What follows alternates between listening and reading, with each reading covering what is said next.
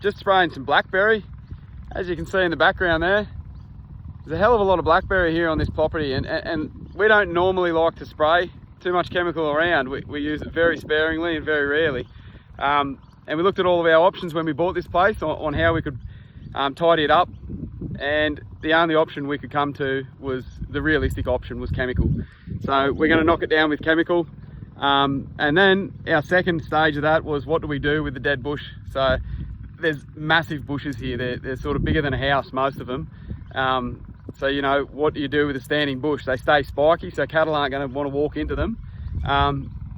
But they do let the grass grow underneath it. And so far what we've sprayed here, we've got a lot of pasture growing up through the blackberries. So the cows do like to pick it if they can, but they don't like playing around with them spiky vines. So me and Nate are up here at the moment spraying this week, and we were talking about it, and we decided to drive the farm ute over a couple of sections of blackberry and just see what it looked like when we flattened it out.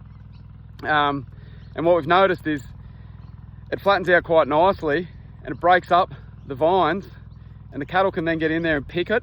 And already, like within an hour, there was just mobs of cattle coming in and starting to pick that paspalum out of the crunched up blackberry. So what we're going to try and do is, we've got an old pasture roller back at Spring Hill, sitting down in the paddock, so we might load that up and bring it up, and we'll try a section here where we'll run a roller over it and just see what sort of results we get out of that. But I do expect that once we can flatten it out and the cattle can get to it, it's going to get all that organic matter onto the ground where the soil can break it down, and also keep cover on that soil so we're not going to grow weeds. And that sweeter grass that's coming up, the cattle, I think they're going to just trample it all in. So they'll pick the grass and trample the blackberry vines in. So I think it'll be interesting to watch. And yeah, it's been quite a good thing to come across, I think, because it has had us puzzled on how we do that. Like another option we had was to get the old tractor up here and run the slasher over it, but it's pretty hard on the slasher. Like these piles are huge, where, you know, well and truly